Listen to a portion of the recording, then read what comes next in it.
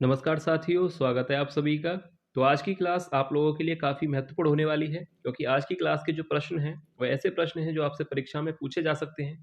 तो आप सभी वीडियो को ध्यान से ज़रूर देखिएगा, समय निकाल कर वीडियो को ज़रूर देखिएगा। और वीडियो स्टार्ट करने से पहले मैं कहना चाहूँगा कि जो भी विद्यार्थी चैनल पर नए हैं, यानी चैनल पर पहली बार वीडियो को देख रहे हैं, वो चैनल को सब्सक्राइब ज़रूर कर लें, क्योंकि ऐसे ही महत्वपूर्ण प्रश्न चैनल पर डेली कराए जाते हैं। तो चलिए, ज़्यादा समय ना लेते हुए वीडियो को शुरू करते हैं और देखते हैं आज के महत्वपूर्ण प्रश्नों को। तो देखिए, पहला प्रश्न है, 1947 में देवनागरी सुधार समिति के अध्यक्ष कौन थे? ऑप्शन ए कालेलकर, या ऑप्शन बी संपूर्णानंद, या ऑप्शन सी नरेंद्र देव, या ऑप्शन डी नरेंद्र कुमार। तो देखिए, इस प्रश्न का राइट आंसर क्या होगा? ऑप्शन सी यहाँ पर राइट आंसर हो जाएगा। याद रखिएगा, देवनागरी सुधार समिति के अध्यक्ष कौन थे? नरेंद्र देव। ठीक है, याद रखिएगा, 1947 में देवनागरी सुधार समिति के अध्यक्ष कौन थे? तो याद रखिएगा, ऑप्शन सी राइट हो जाएगा, नरेंद्र देव। अब इसके बाद देखिए, अगला प्रश्न आपसे पूछा गया है। देखिए, प्रश्न है कि 4 इंच की कलम के लेखक हैं। ऑप्शन दिए गए हैं, महादेवी वर्मा, सुधा चौधरी, कुसुम वियोगी, या वियोगी हरि। तो राइट आंसर क्या होगा? यह रचना जो है किस लेखक की है? 4 इंच की कलम जो रचना है, इसके लेखक कौन है? तो याद रखिएगा, राइट आंसर हो जाएगा ऑप्शन सी, कुसुम वियोगी। ठीक है, याद रखिएगा, 4 इंच की कलम के रचनाकार अगर आपसे पूछा जाए तो याद रखिएगा, कुसुम वियोगी इस प्रश्न का राइट आंसर होगा। अब इसके बाद देखिए, आगे यहाँ पर आपसे देखिए प्रश्न संख्या 3। तीसरा प्रश्न है कि सिद्ध कवियों द्वारा प्रयुक्त भाषा को कहते हैं।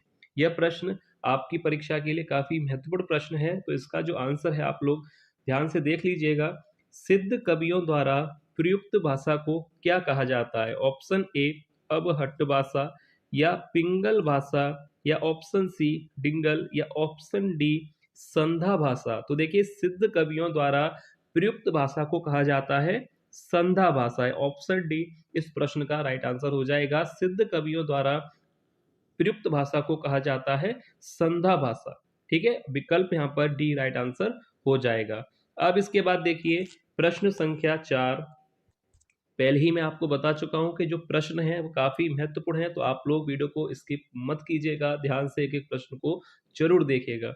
अब देखिए, प्रश्न संख्या 4 है, ठेठ हिंदी का ठाठ रचना के लेखक हैं। ठेठ हिंदी का ठाठ रचना के लेखक हैं।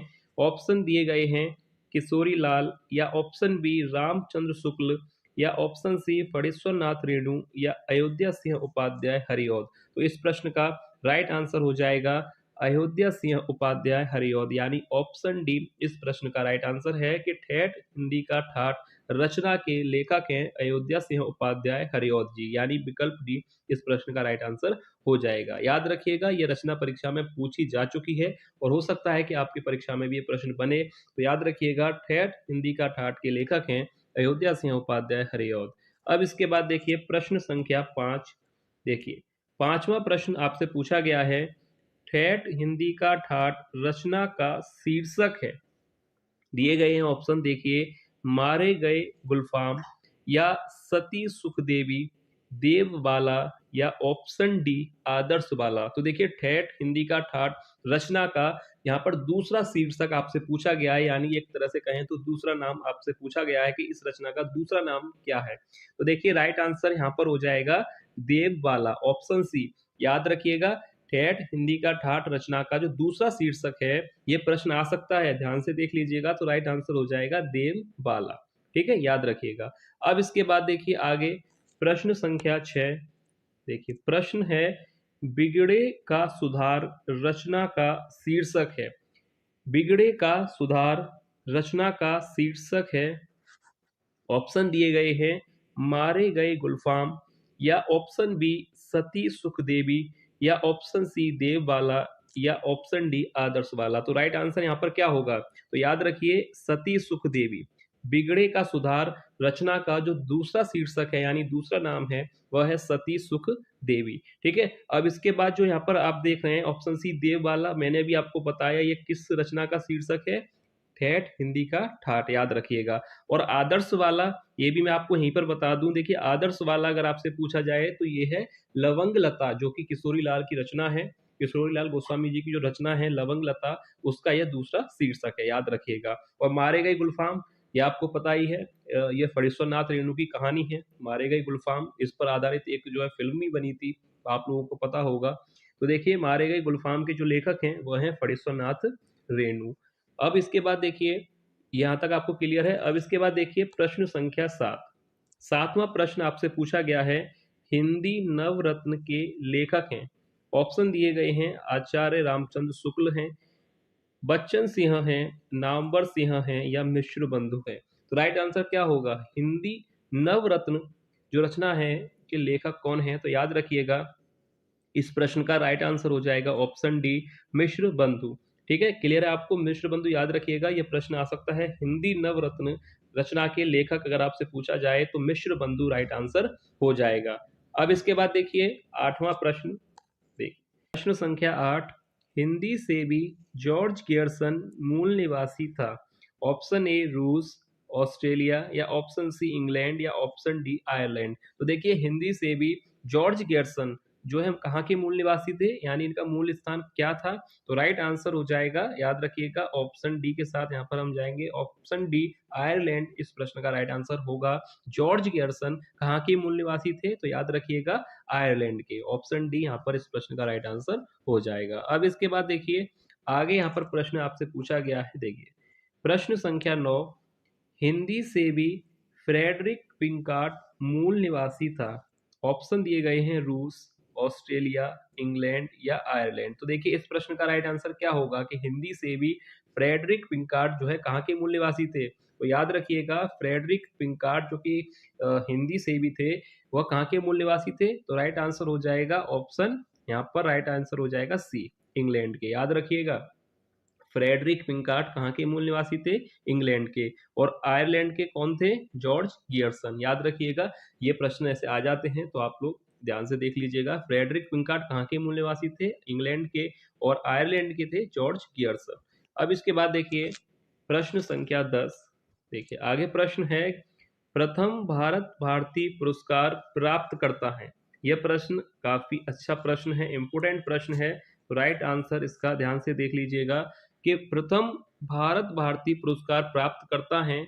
ऑप्शन दिए गए हैं, जयशंकर प्रसाद, आशा पूर्णा देवी, सुधा चौधरी, या महादेवी वर्मा। तो देखिए प्रथम भारत भारती पुरस्कार किसे मिला था, तो राइट आंसर याद कर लीजिए, महादेवी वर्मा को मिला था। प्रथम भारत भारती पुरस्कार से सम्मानित इन्हें किया गया था, महादेवी वर्मा को, यानी ऑप्शन डी राइट आंसर हो जाएगा। अब इसके बाद देखिए आगे यहाँ पर प्रश्न आपसे पूछा गया है, देखिए प्रश्न संख्या 11, आम के पत्ते के लिए व्यास सम्मान पाने वाले लेखक हैं।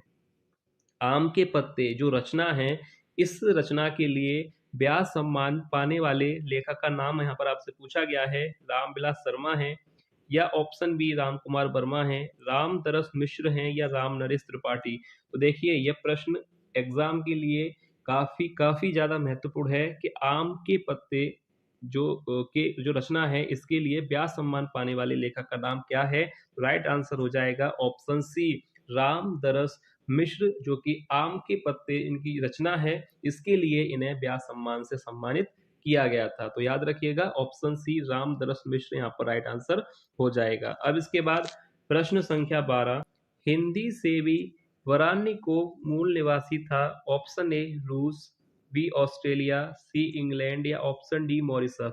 तो देखिए इस प्रश्न का राइट आंसर क्या होगा कि हिंदी से भी वरान्नी को मूल निवासी कहाँ के थे, तो याद रखिएगा कहाँ के मूल निवासी थे, तो राइट आंसर हो जाएगा ऑप्शन पहला यहाँ पर सही होगा, रूस के। याद रखिएगा मैंने आपको इन तीनों के बारे में बता दिया।